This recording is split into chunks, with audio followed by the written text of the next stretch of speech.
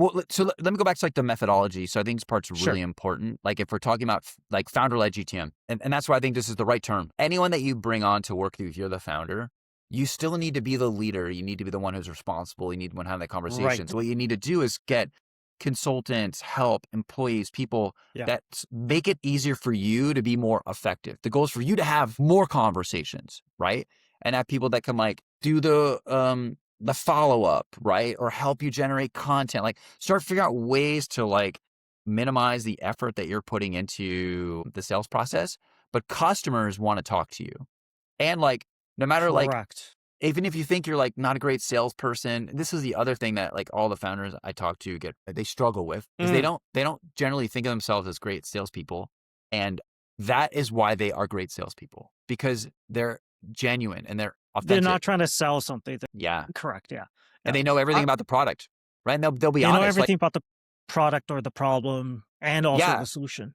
And they That's won't, what they the product typically is. won't oversell a customer, which is what a lot of salespeople can do. Right or wrong. Like sometimes a lot of salespeople do it because like they actually don't know all the details, right? So the founder knows that like that particular feature that you need is not available, but it'll become available. Maybe if you come on, we can accelerate development, right? There's ways to handle that, but they won't oversell customers. I mean, they need to sell customers too. And sometimes founders can be, to be too honest, you need to sell customers and be enthusiastic about what you're doing, but you'll learn through the process of like what works and what doesn't. And I think what Paul was saying too is like when you hit on a segment that works really well for you, it'll usually be fairly obvious, and you can keep going.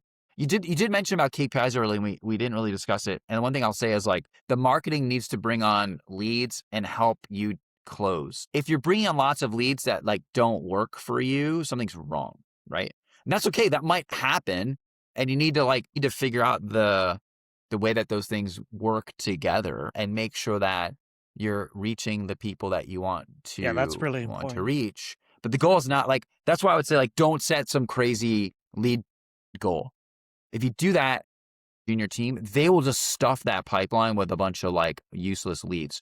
A much better metric is like, find me 1 or 2 leads that we think are ace and are going to close, right? Or even just like, help task them with like pipeline and closing, right? Like the goal of all of us is to make sales. I say this actually all the time to my team. Our goal is sales, right? Our goal is not leads. Our goal is not like some awareness metric. All these things matter and we measured all of them, but the goal was sales. The goal was revenue. The goal was to grow the business. Right. And we had to have a clear vision about like what that meant when it came to marketing. It's like you could make a compelling argument for like, this is why we need to do this, because in 3 months, I believe this is going to happen. And this is where the market's going. And these are the people we want to chase. And that's why we're going to do this. Founders will like listen to that.